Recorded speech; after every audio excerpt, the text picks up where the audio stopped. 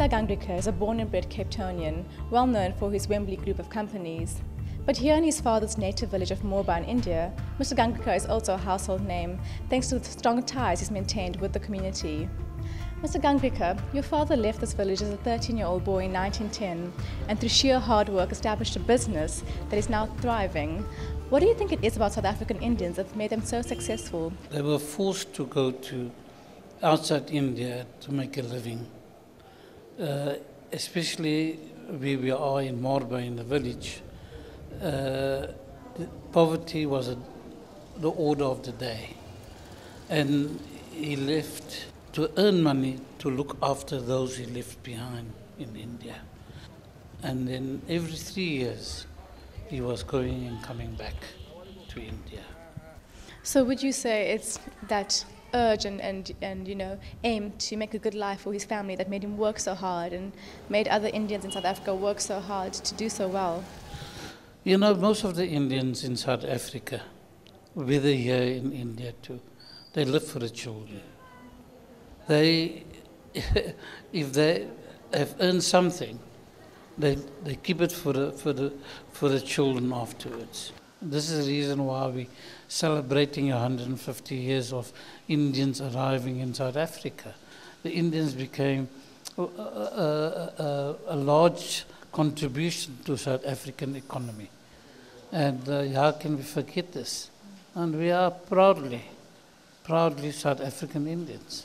Now, I know you come back to this village, Morba, quite often, and you're very well known in the community. What sort of role do you see yourself playing in this community?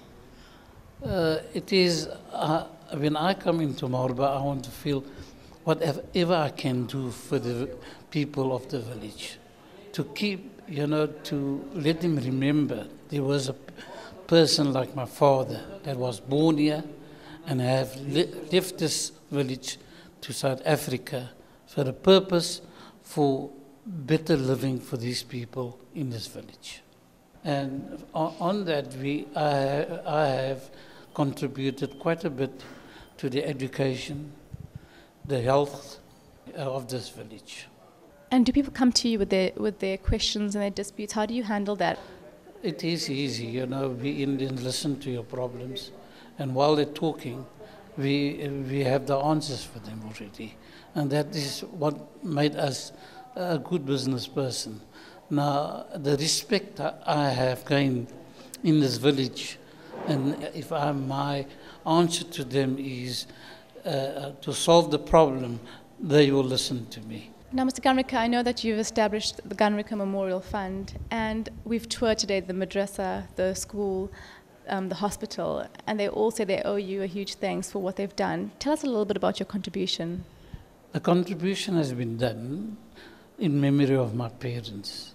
And as I can remember, my dad and my mum, the force was more on education. The madrasa, as you know, is a religious education. Here we have also the English school. All these schools I have pulled in their memory. The madrasa I see is named after your mother, and what I found really poignant was this was a madrasa for young women, where before young women didn't have other female teachers to teach them about Islam. At the hospital we've noticed that there's female doctors for patients who would require that, female gynecologists. Are many villages like this, or is this something that you've tried to encourage in this village? Very few villages is of that nature. At this hospital there is a female doctor. The females of the village won't go to a male doctor. They wouldn't do that. They will rather go to a female doctor, and I've realized that. And that made this hospital very successful. The religious college is concerned. It is the female of this villages couldn't go anywhere. After they have done the matriculants, they couldn't go anywhere. And this is the reason why I thought to open a college of this nature where women, after their schooling, they could go and come and do some religious research.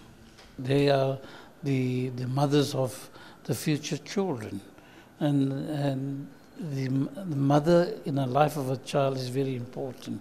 And the child gets his education, and this is where I really stressed on. Do you think it's important for other Indians in South Africa to have a similar connection with India? Of course it is so. It is where their fathers and my father has come. And if I enter my village, it inspires me. It really inspires me to see our forefathers have left the village and come to South Africa for a better living. And this is the reason why we have a better living than those who are in the village at this moment.